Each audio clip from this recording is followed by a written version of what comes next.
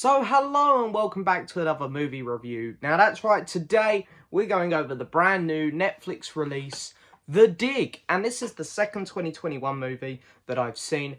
And I was really looking forward to this one a lot more than Outside the Wire, I think is what it was called. And the last 2021 release I saw, purely because of the cast on this one. And I always love things that are based on a true story because, you know, I don't know nothing about this, so it's kind of like a history lesson in a movie, which always intrigues me more. So, The Dig. This is about an archaeology team which dig up a really, really old boat in 1938.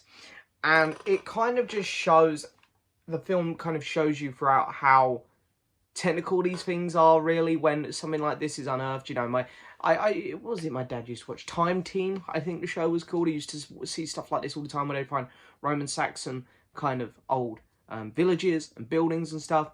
And there's a lot more to it than just digging it up and finding it. It's like, who gets to keep it? Where does it go? The public want to know. And of course, 1938 is a very interesting time. It's the start of the Second World War. There's a lot of interesting plays coming into just this year, that year, and on top of that, there's a lot of the characters have some really interesting stories going on. There's a love story there, and there's a really nice kind of father-son story going on. So there's a lot of cool things coming into play with this, other than just them finding this old boat.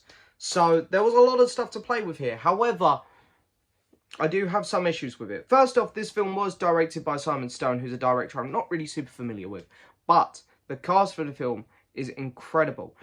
Carey Mulligan more or less stars in this film. I think she's fantastic. She probably gives the second best performance in this movie after, of course, the wonderful Ralph Fiennes, who I absolutely love. He is truly one of my, an incredible actor working in Hollywood at the minute.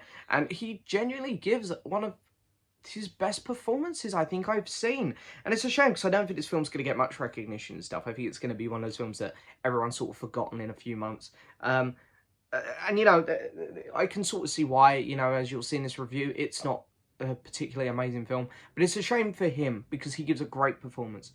And then, of course, we have Lily James in this movie.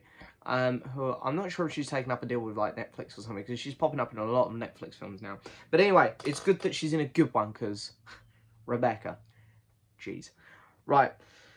And yeah, as I say, the cast are all giving great performances and stuff. But the problem I have with this, even though there seems like there's a lot in the story, as I say, you've got the main narrative of the story, and then you've got like a love story on the side, like a father-son story.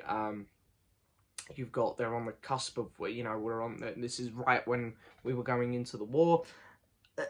The film doesn't run with loads of these plots too much. Some of them take a long time to develop, and it kind of leaves everything on the main narrative. And the main narrative of them finding this boat, I'm not sure it grants a 2-hour-long film. And I think they could have done more with it. You know, I'm not an expert. I don't know nothing about this archaeology dig that they done here. It's not something I've ever heard of or looked into, which is why I was looking forward to this movie, because I was looking forward to finding out more. But going by this movie, there wasn't actually as much to it that grants a 2-hour movie, I don't think. And there are a few scenes where I was bored.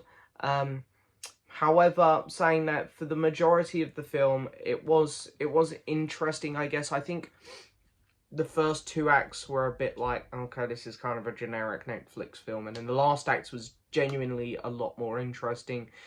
They ran with a lot more of the plots and stuff, a lot more of the side plots. And some side characters started to get some more screen time, which were a bit more interesting than the main narrative, I found. Purely through the way this film was told. So yeah, The Dig, it's a decent film. I enjoyed it. It's not one I'll rewatch.